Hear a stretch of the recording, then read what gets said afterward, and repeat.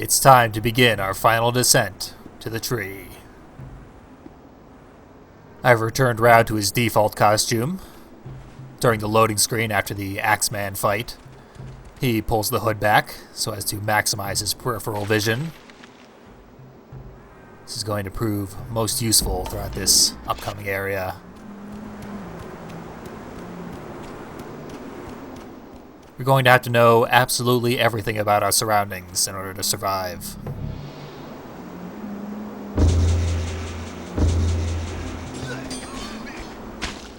We start off with much the same challenges we faced at the end of the previous stretch. Simple, repeated, drop-down kills. It's very important to put Kuzo on this perch, because this is the only perch in the area that Rao can see. It doesn't make a lot of sense, but if we miss this perch, we can't use Kuzo for the entire upcoming area. All the remaining perches Kuzo has to spot for himself and then head over towards.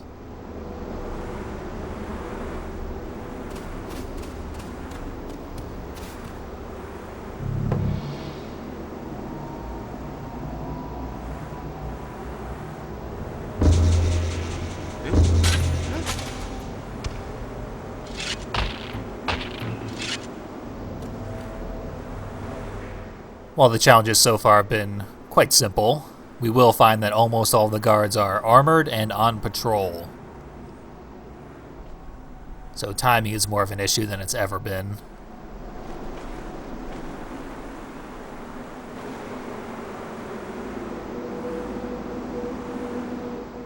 There's also the matter of these railings across the edges. We can obviously only drop down where there are gaps in the railings. It's going to limit our progress and options greatly.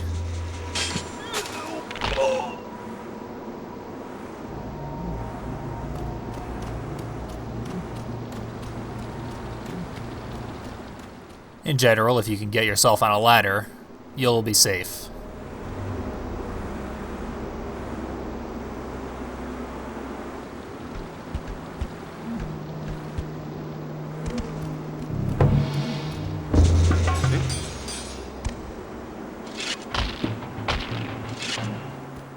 That hornblower was our single greatest enemy.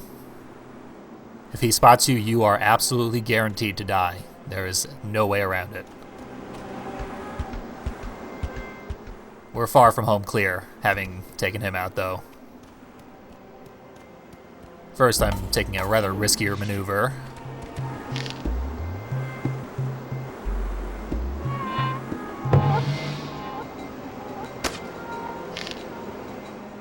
He was a mere step or two away from spotting me.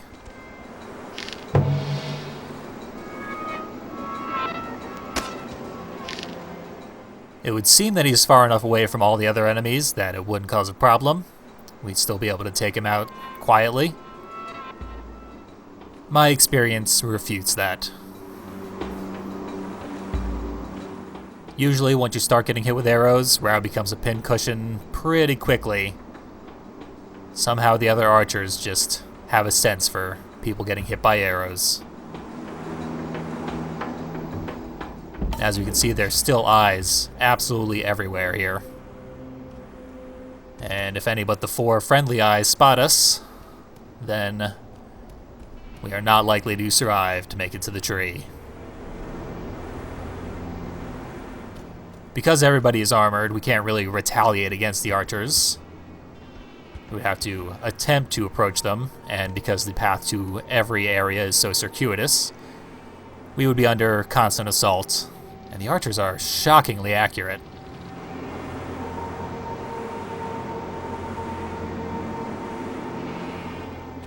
We've more or less passed the hardest part, that area with the hornblower and the unarmored archers.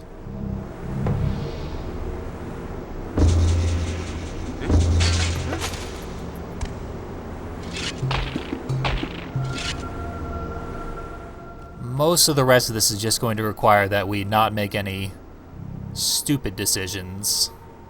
Always know exactly what we have to do before we do it.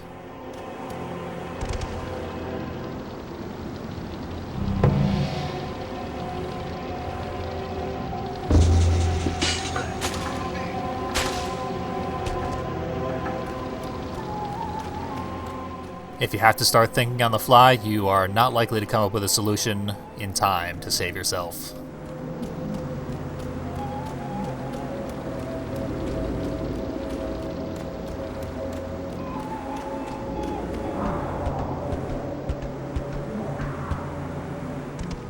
We're nearing the end of this all-or-nothing stealth segment, though.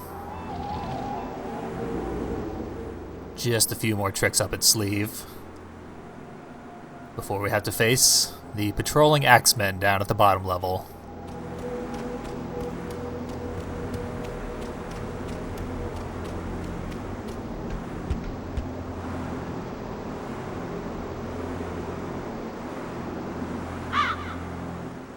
Now at this point, I've accidentally removed Kuzo from his perch. Rao can't see any of the perches, so I am without my second sight, and I have to time this perfectly. Luckily I did.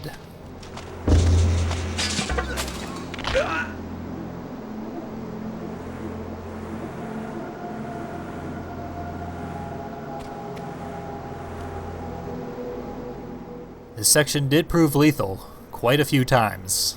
Certainly many more times than any previous area has.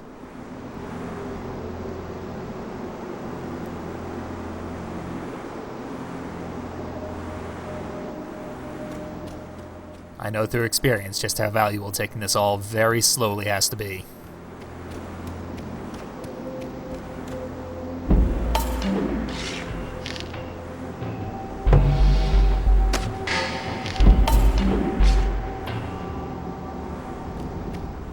Since we're close to the starting area, geographically, the original perch that Rao can see has become useful once again. We should be able to achieve victory over the last few enemies using only this perch. Otherwise, I'd have to send Kuzo all the way around the octagon.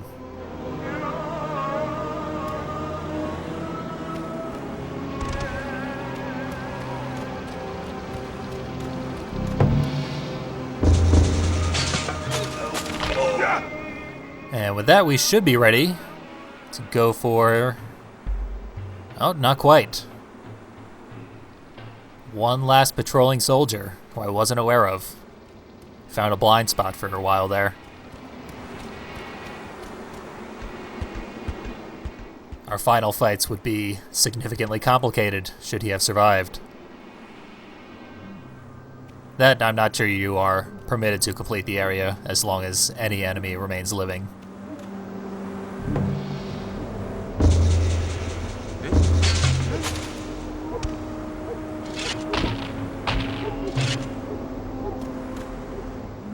Directly below us is a patch of birds, and someone who is more than ready to be alerted by them. Nothing to do but face our destiny.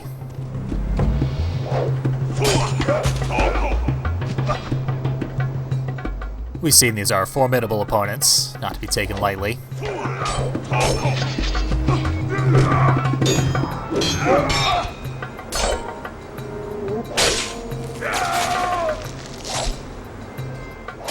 But one of them is down. The approach to this area is so difficult, yet so satisfying when you finally do it right. The only thing it's missing is special animations for the falling stealth kills. I have a hard time finding positive aspects about the game Manhunt 2, but it did have unique kills for performing stealth kills from elevated positions, which Mark of Cree certainly could have used.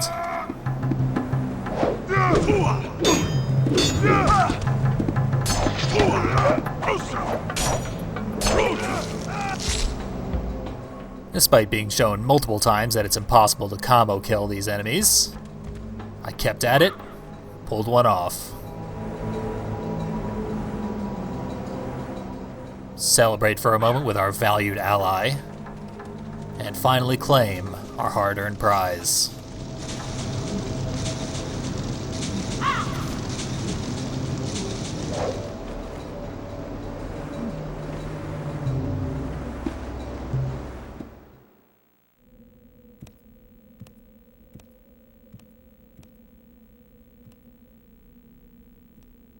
Seek out an ancient tree and eat its fruit. The fruit that grows on this tree has great power, and when eaten will show you your destiny, for this tree is an oracle.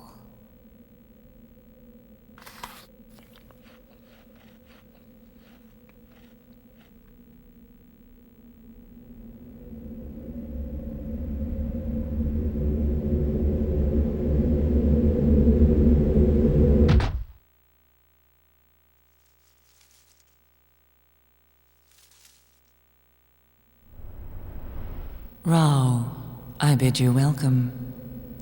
You did well to make it this far. It has been a long time since my vision has been used for good. I thank you for this. You have a heroic future ahead of you. Many songs will be written in your honor. Your name will be used to comfort children on stormy nights. Barbarian, you shall one day sit amongst gods. But first you have questions. You are troubled. The fortune teller was right in sending you to me. Who is the Dark One you aided yet repaid you with a curse? What was the parchment you stole from Sambu Usu's tomb? Who are the Kusai, and where is your place in all of this? The Kusai are an ancient order, an evil sect who worship the dark gods and wish to control this world. The Dark One, as you call him, is also evil. He wishes harm to you and your family line. He has ideas above his status. He is a twisted magi, a sorcerer, and a necromancer. It is he who attempts to hide your importance from you, as only you can stop him. The scroll you stole from the tomb of Sambu Usu was not what the Dark One would have you believe. It was not paper. It was skin. Human skin. The mark on it was a birthmark, a design holding secret words hidden within. Words written in an ancient tongue. Words from a long-forgotten spell known as the Mark of Kree. 6 people have this mark, each holding a line from the spell within its designs. The Dark One has searched many years for these, for they are words of power. He has now found 4 of these symbols. He has 4 lines of the spell in his possession, one of which you unwittingly secured him. The 6th symbol is safely hidden and well protected, but alas, the 5th is now prisoner to the Dark One. The 5th mark belongs to a boy held in a temple where he awaits death, for soon he will be sacrificed. Barbarian, therein lies your destiny. You must go to the boy. Do what you can to save him. He is where your future lies. Before you go, I have a gift to aid you in your struggle. This is Taiaha. It is an ancient weapon carved from my body. It will help you fight many enemies at once. Now, travel back to your home, and let Baumusu teach you the ways of the Taiaha. Use this weapon wisely, and learn well, barbarian. Be strong. Much depends on you.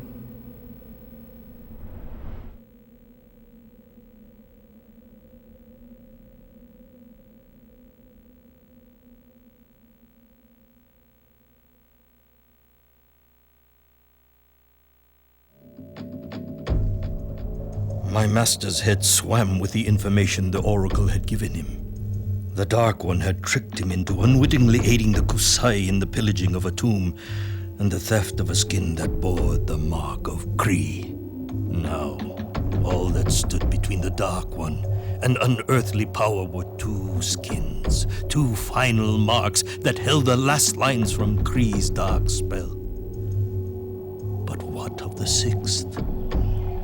The Oracle had seemed deliberately vague about this final mark. Troubled, my master rushed back to the inn where he could learn how to use the Taiha before traveling east to Meifiti, where the Kusai held the boy.